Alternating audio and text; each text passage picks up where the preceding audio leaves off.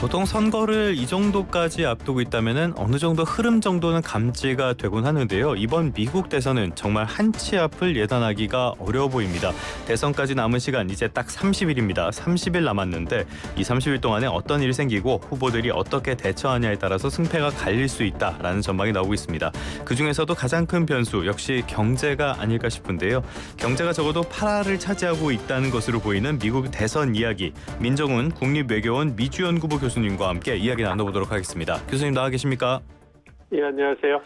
저도 이제 여론조사 이런 흐름들을 계속 지켜보고 있는데요. 정말 박빙 상황이 이어지는 것 같아요. 지금 상황이 어떻습니까? 네, 초박빙입니다. 그래서 저도 미국 전문가로서 미국 대선이 열릴 때마다 그 여론조사 추이를 계속 보는데요. 예. 이번처럼 이렇게 그 초박빙 경우는 찾아보기는 쉽지 않은 것 같아요. 그래서 물론 이제 전국 여론조사 평균 낸 걸 보면 해리스 후보가 한 2% 정도로 트럼프 후보에 대해서 오차 범위 내에서 앞서긴 있지만 7개 경합주에서는 엎치락뒤치락 하기 때문에 누가 선거연단의 270표를 획득해서 대통령이 당선될지 정말로 오리무중인 상황입니다.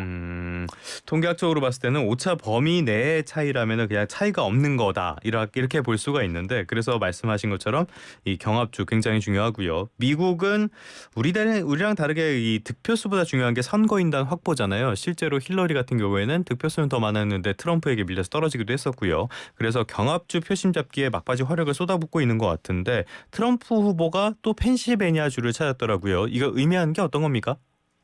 그렇죠. 그러니까 7개 경합주 말씀을 드렸잖아요. 예. 어쨌든 유권자 투표 결과를 가지고 이제 선거인단 그 투표를 갖다 배분을 하는 건데, 예. 50개 주를 보면 대부분의 주는 세이프 스테이트예요. 즉 여기는 어느 후보가 이길지 대충 아는 이런 주들이기 때문에 네. 이제 이미 결정이 났다 이렇게 보는데요. 7개 경합주가 남아 있는 거죠. 흥미로운 거는 이 민주당에게 세이프한 스테이트, 공화당에게 세이프한 스테이트를 각각 합치면 결국 절대 270이 안 나옵니다. 그렇기 때문에 경합주에서만 승리를 해야지만 270표를 선거인단을 확보할 수가 있는데, 예.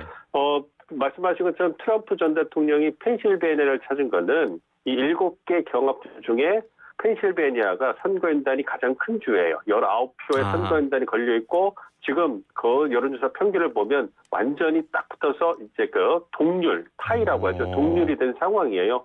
그래서 민주당 해리스 후보나 공화당 트럼프 후보나 270표를 만들기 위해서는 펜실베니아에서 여러 표를 가져오는 게 굉장히 중요한 상황입니다. 특히 해리스 후보 같은 경우에는 현재 러스트벨트라고 하는 미수건시 미시간 펜실베니아 여기서 우위를 보이고 있고요. 예. 그다음에 선벨트에서 네바다.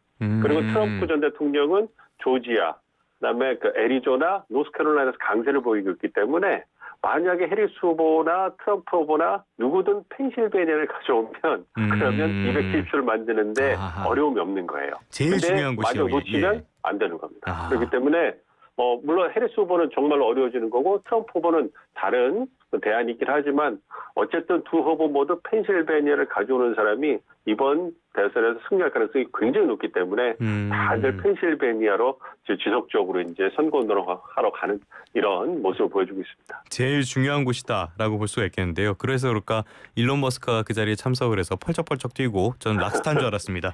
아무튼 캠프별로 경합주 이쪽의 선거 전략은 어떻게 하고 있습니까?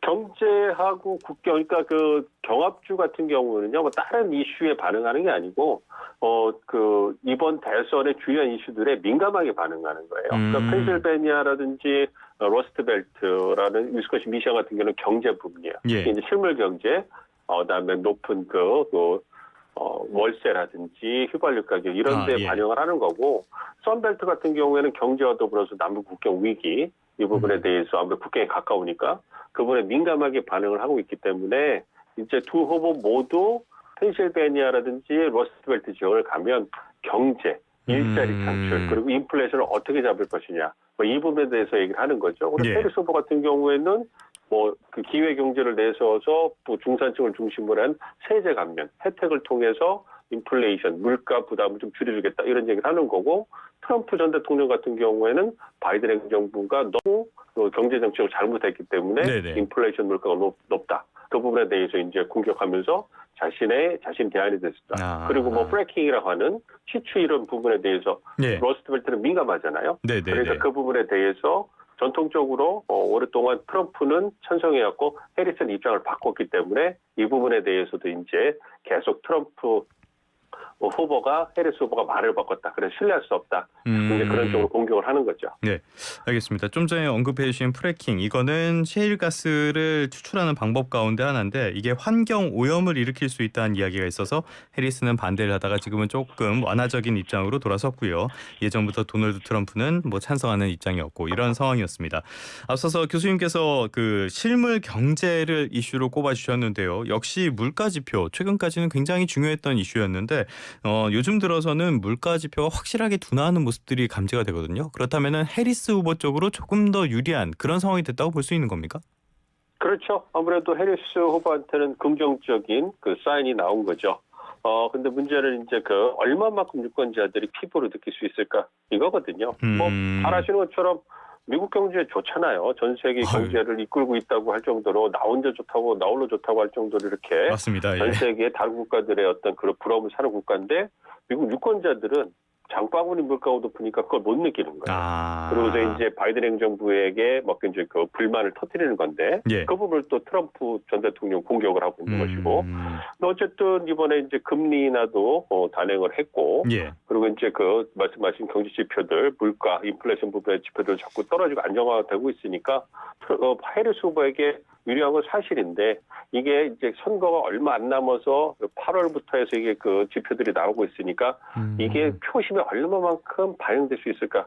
이게 문제인 거죠. 그래서 어쨌든 판세에 가장 중요한 건 미국 내 경제 상황, 실물 경제인데 이 부분에 대해서 유권자들이 얼마만큼 더 해리스에게 긍정적인 인식을 줄 것이냐. 그리고 그게 표심에 반영이 될 것이냐. 요거를 지켜봐야 될 것 같습니다. 알겠습니다. 말씀해 주신 것처럼 지표상으로는 좋은데 체감되는 부분은 좀 다를 수 있다. 이 부분이 직접적으로 연관이 될 수 있는 게 주거비 이쪽이 아닐까 싶은데요. 인플레이션 쪽에서도 제일 끈적끈적하게 떨어지지 않고 있는 부분이잖아요. 지금 이 부분에 대해서는 현지에서는 좀 어떻게 보고 있습니까? 굉장히 신중하게 보고 있는 거죠. 그러니까 그 코로나19에 대응하기 위해서 미국이 유동성을 굉장히 많이 풀었고 그것 때문에 그 결과로 이제 그 인플레이션이 왔고 물가가 많이 올랐기 때문에 휘발유 가격이라든지 부동산 월세 가격 그리고 금리가 높아졌으니까 매달 내야 되는 이자가 높아졌잖아요. 예. 이 부분 때문에 굉장히 불만이 커졌는데 이게 시장이라는 게 잘 아시는 것처럼 한번 오를 때는 잘 오르는데 떨어질 때는 잘 안 떨어지잖아요. 맞아요. 네, 그런 부분이 있으니까 여전히 이제 조금씩 안정이 되고 있긴 하지만 이게 이제 속도가 느리단 말이에요. 그러니까 해리스 후보 같은 경우에는 바이든 행정부가 입법 성과라든지 실업률도 낮추고 뭐 여타여타 경제 성장도 좋고 뭐 이런 얘기를 하지만 말씀하시는 부동산 부부 시장에서의 높은 그 이자 지출이라든지 월세 지출 그리고 이제 그 여타의 어떤 그 휘발유 가격 이런 부분들이 이제 크니까 이 부분에서 불만이 있으니까 해리스가 기회경제 얘기하면서 중산층을 위해서 혜택을 주겠다. 특히 주택 관련돼서는 어떤 세금 혜택이라든지 그 신규 주택을 구매한 젊은 층에게는 또 어떤 혜택을 주겠다. 이런 식으로 해서 가시적인 숫자라든지 혜택을 보여주고 있는 거예요. 그래서 그 바이든 행정부가 내세우는 입법 성과에 와 유권자가 생각하는 괴리를 메꾸기 위해서 노력하는 거고 트럼프는 사실 크게 공약을 갖다 선거 캠페인에서 얘기를 하지 않아요. 대신에 이제 바이든 행정부의 경제 실정을 부각시키고 그리고 이제 뭐 불법 이민자 얘기를 막 얘기하고 있는데 사실 그 부분에 대해서는 설득력 있지는 않은데 어쨌든 유권자들이 볼 때는 트럼프 행정부 때는 코로나19가 미국에 오기 전까지 그러니까 2020년 3월 이전까지는 경제가 좋았다라는 이런 총체적인 기억을 갖고 있거든요. 그렇기 때문에 이제 그 경제 부분에 대해서는 트럼프 전 대통령이 구체적인 경제 교각을 얘기하지 않음에도 불구하고 경제는 트럼프가 잘할 것이다. 이러한 인식을 아직도 갖고 있다 생각합니다. 아무리 뭐 지표가 좋고 일자리가 늘었고 거시경제가 잘 간다고 해도 내 지갑에서 나가는 돈이 많으면 불만이 클 수밖에 없으니까 그런 부분들이 딱 체감이 안 되는 것 같은데요. 그때 저희가 한 달 전쯤에 교수님을 저희 방송에 모시면서 교수님께서 그때 두 가지 변수를 꼽아주셨는데 하나가 경제 그리고 하나가 지정학적인 리스크였거든요. 그런데 그때 말씀해 주신 지정학적인 리스크 지금 더 확대되고 있는 것 같아요. 그러다 보니까 국제유가도 올랐는데 이 부분은 민주당 쪽에 확실히 악재로 작용한다고 봐야 하겠죠. 그렇죠. 해리스 후보에게는 굉장히 악재인데요. 사실은 근데 이제 악재인데 이것이 얼마만큼 표심에 반영이 될지는 좀 지켜봐야 될 것 같아요. 경제만큼 민감하게 반응하는 부분은 아니기 때문에 연구 결과를 보면 이 대외 정책에서의 어떤 사건이 터지게 되면 유권자들의 표심에 가끔씩 반영이 되는 경우가 있는데 그거는 미국이 직접적으로 전쟁을 수행하고 거기에서 미국인 사상자가 나와서 미국 언론에 다수택비를 댔을 때, 그러니까 2004년도에 이라크 전쟁 같은 경우 이럴 때는 대선 표심에 영향을 미치는데요. 그러니까 이스라엘 하마스 전쟁 같은 경우에는 중동에서 굉장히 심각한 전쟁이고 미국의 역할이 미진한 건 사실인데 그럼에도 불구하고 유권자들이 봤을 때는 뭐 미국인들이 죽는 것도 아니고 물론 이제 아랍계 미국인들이라든지 유대계 미국인들 같은 경우에는 반응을 하고 있습니다만 전반적으로 미국 유권자들 봤을 때는 그냥 저 옆 동네의 문제 이 정도로 생각하기 때문에 말씀드린 것처럼 뭐 아랍계 미국인, 팔레스타인계 미국인의 표심이라든지 유대인 미국인의 표심에는 영향을 미칠 수 있겠지만 그분들이 어떤 그렇게 경합주에서는 중요하겠지만 크게 많은 인구 비중을 차지하는 분들이 아니기 때문에 크게 보이지는 않는 거예요. 근데 이제 말씀드린 것처럼 펜실베니아라든지 미시간 이쪽에 이제 팔레스타인계 아랍계 미국인들이 많이 사시기 때문에 거기는 정말 중요한 경합주잖아요. 그분들의 표심이 몇몇 퍼센트 자꾸 움직인다면 결과를 바꿀 수 있기 때문에 그 부분은 주목해 볼 필요가 있을 것이고 이 부분이 이제 해리스 후보에게는 굉장히 아픈 손가락이 될 수도 있다 이렇게 생각합니다. 그런데 이 지정학적인 리스크는 그렇게 조금 그렇게 크게 받아들이진 않는다고 가정을 하더라도요. 미국 사람들이 굉장히 예민하게 받아들이는 게 기름값이잖아요. 이 부분에 있어서는 뭐 좀 민주당 쪽에서는 궁지에 몰렸다라고도 볼 수 있는 거 아닙니까?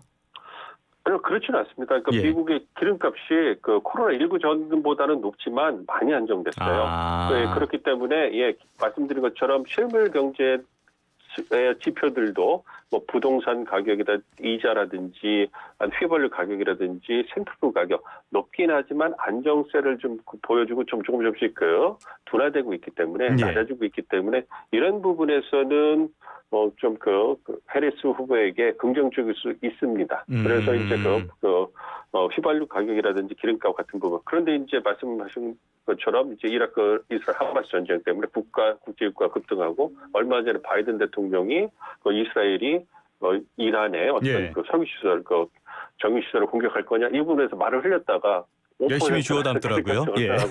그게 올랐지 않습니까? 이 부분은 그래서 실제로 미국 주유소에서의 기름값이 계속 올라간다면 이거는 해리스 후보에게 악재가 될 수 있는데 지금까지는 휘발유 가격은 생각보다 미국 내에서는 안정적으로 관리되고 있다 이렇게 생각하고 있습니다. 아직까지는 안정적인 상황이다.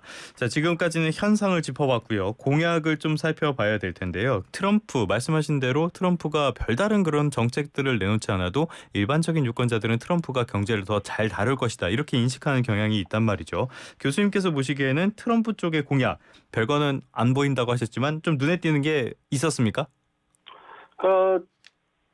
마가잖아요. 미국은 다시 위탁을 만드는 거고 우리 쪽에서는 통상 쪽에 이제 비중을 맞추지만 국내 경제 정책 보면 전형적인 낙수 효과를 기대하는 보수적인 경제 정책을 지금도 유지하고 있어요. 그래서 친기업적인 경제 정책, 그래서 세제 혜택을 기업에 줘서 어떤 성장할 수 있는 동력을 마련해 주는 거고. 그걸 통해서 어떤 이윤이 창출되면 그것을 이제 노동자라든지 중산층이 이제 갖게 되는 전적인 낙수 효과 이러한 걸 갖고 있기 때문에 이번에도 법인세를 더 낮추겠다, 세제를 세금을 낮추겠다, 팁에 대한 세금 없애겠다 이런 식으로 이제 전형적인 어떤 작은 정부의 역할을 좀 얘기하고 있는 거고. 통상 정책에 있어서는 잘 아시는 것처럼 어떤 관세맨이 다시 들어올 것이고요.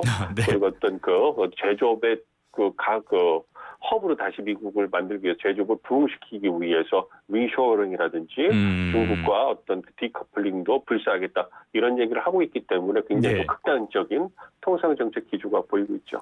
극단적인 통상 정책 기조라고 말씀을 해주셨는데 해리스 후보의 경제 공약 이것보다는 덜하긴 하지만은 그래도 해리스 후보 역시 뭐 중국이라든지 이쪽에 대해서는 미국 우선주의라든지 보호 무역주의 이런 것들을 내세우고 있지 않습니까?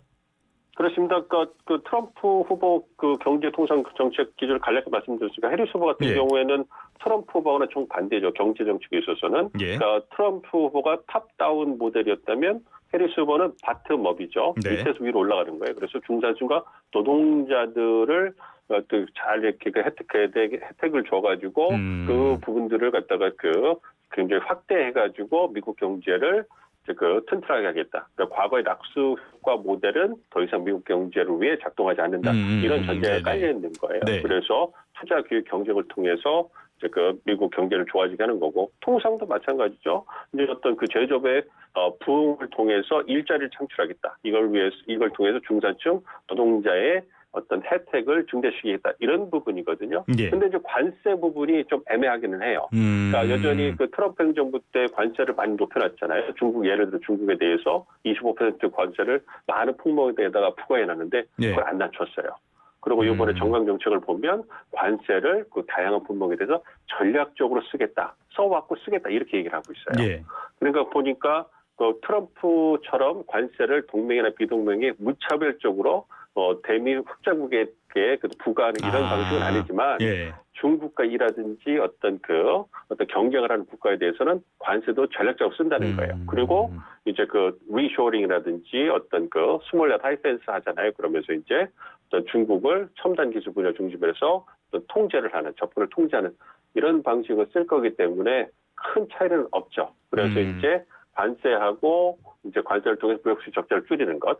그리고 이제 말씀드린 것처럼 제조업 부흥을 위해서 중국과 첨단 기술 분야에서 디커플링을 할 거냐, 디리스킹을 할 거냐, 요 차이인데 사실 그거는 큰 차이는 없어 보입니다. 알겠습니다. 그 대선까지 이제 30일이 남았는데요. 끝으로 요즘은 좀 간단하게 드릴게요. 지금 시점에서 판세를 뒤흔들 수 있는 마지막 변수 어떤 게 있다고 보십니까? 큰 거는 없어 보여요. 큰 건 없어 보이는데 말씀드린 것처럼 오늘 저희가 논의한 것처럼 경제 상황.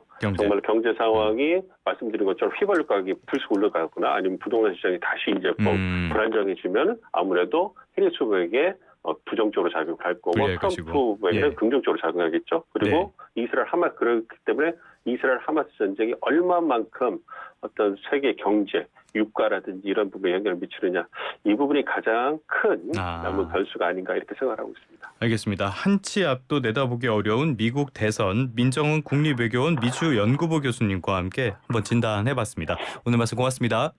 예, 감사합니다.